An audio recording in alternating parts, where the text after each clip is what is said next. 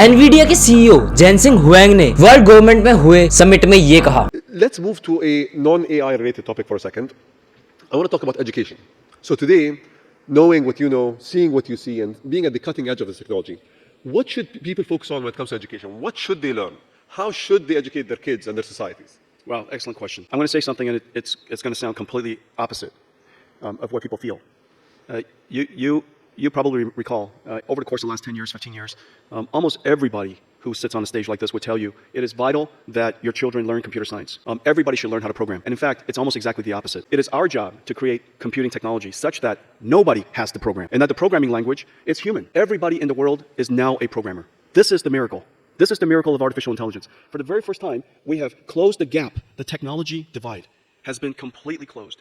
And this is the reason why so many people can engage artificial intelligence. It is the reason why every single government, every single industrial conference, every single company is talking about artificial intelligence today. इनका कहने का मतलब ये है कि future में coding की कोई वैल्यू नहीं है। इन्होंने एक चीज और बोली, समाज सोसाइटी में अपने बच्चों को कैसे एजुकेट करे। उन्होंने उन लोगों की बात करी जो स्टेज पे बैठ के कहते हैं प्रोग्रामिंग करो, ये करो, वो करो। तो जेनसेन हुएंग का इसका बिल्कुल अपोजिट सोचना है कि हमने प्रोग्राम को बनाया है, प्रोग्राम ने हमको नहीं। आज के समय में हर एक बंदा प्रोग्रामर है, और ये सच भी है because of AI. You only know about the how to compile the code, बाकी कोड आपको एआई लिख के दे ही देगा। एक चीज और, आजकल आप इतनी हाइप क्यों देख रहे हो आर्टिफिशियल इंटेलिजेंस की? दुनिया की हर गवर्नमेंट एआई को बहुत ज्यादा सपोर्ट कर रही है, तो क्यों एआई इतना पंप अप कर गया? आइए जानते हैं आज की इस मजेदार वीडियो में। मैं हूं मयंक और आपका स्वागत है फैक्चुअल माइंड में। सबसे पहले मैं उनकी बात करना चाहूंगा जो बोलते हैं कि फ्यूचर में कोडिंग डेड नहीं होगी। It's wrong statement. ऐसा तो मैं उनको बता दूं कि ये 50% चांसेस है भी नहीं भी, क्योंकि एआई आगे चल के और कितना डेवलप और कैसा डेवलप होने वाला है हमें नहीं पता। जस्ट अभी 1-2 दिन पहले न्यूज आई है कि साइंटिस्ट ने आर्टिफिशियल ब्रेन को डेवलप कर लिया है। इसके बारे में वीडियो जल्दी आएगी। मैंने 3 साल पहले वेब डिजाइनिंग में जो कोड सीखे थे उनको एग्जीक्यूशन करने में मुझे घंटों लगते थे, लेकिन वही कोड एआई सिर्फ 10 मिनट में दे देता है मुझे निकाल के। It's not about a fasting a speed, it's all about work. Example के साथ समझाता हूँ। आपको एक वेबसाइट बनानी है और आपको पता नहीं वो कैसे बनेगी। आपको अपनी वेबसाइट डिजाइन तो करवाओगे, किसी फ्रीलांसर या फिर किसी कंपनी को तो पकड़ोगे इस चीज को बनवाने के लिए। अरे भाई, होस्टिंगर ने भी एआई वेबसाइट बिल्डर दे दिया है अब तो। और एक रिपोर्ट के हिसाब से अगले 10 सालों में एआई प्रोग्रामर्स को रिप्लेस कर सकता है। ये मैंने रिपोर्ट कह रही है। अब बात करते हैं एआई की इतनी हाइप बढ़ क्यों गई, एकदम से वो इतना पंप अप कैसे कर गया। मैं अपने ओपिनियन से बताऊं तो ये कहानी शुरू हुई थी फेसबुक से, जब फेसबुक ने अपना नाम मेटा रख दिया था। जिस लेवल पे मेटा को इंट्रोड्यूस करवाया गया था उस लेवल तक तो नहीं, लेकिन हाँ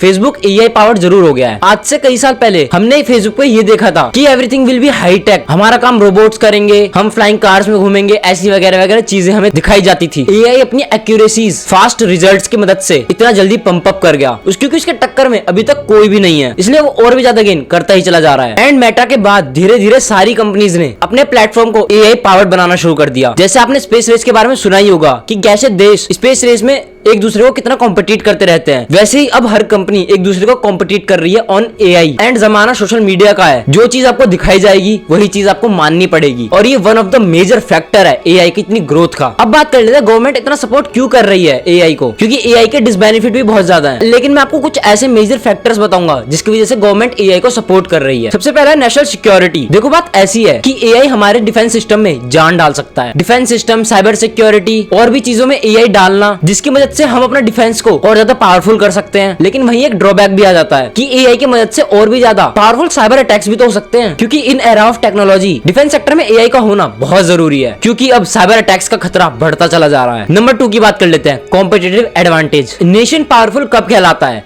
जब वो हर चीज में आगे हो। तो एआई की फील्ड में भी पीछे क्यों रहना? जब दूसरे देश एआई को अपना सकते हैं तो इंडिया क्यों नहीं अपना सकता एआई को? Technology, medical, health care, manufacturing, in फील्डों में एआई नेशंस को बहुत आगे लेके जा सकता है। 3rd नंबर की बात कर लेते हैं, beneficial in society challenges. Government का कहना है कि एआई हमारी सोसाइटी के लिए भी बहुत बेनिफिशियल होने वाला है, जैसे public safety, medics, transportation, AI research centres में जॉब्स, और एआई नॉर्मल पीपल्स के लिए अपॉर्चुनिटीज भी क्रिएट कर सकती है। ये थे कुछ 3 मेजर फैक्टर जिसकी वजह से गवर्नमेंट एआई को इतना सपोर्ट कर रही है। अगर इसको हम देश के हित में सोचें तो ये बहुत सही है, लेकिन वहीं अगर इसकी डार्क साइड आ जाती है तो वो भी बहुत खराब है। बाकी दर्शकों, आपका क्या कहना है? एआई आगे और क्या कर सकती है? कमेंट करके बताना। वीडियो अच्छी लगी हो तो वीडियो को एक लाइक और चैनल को सब्सक्राइब कर देना। फिर मिलेंगे किसी और ऐसी एकदम शानदार वीडियो में, तब तक के लिए धन्यवाद।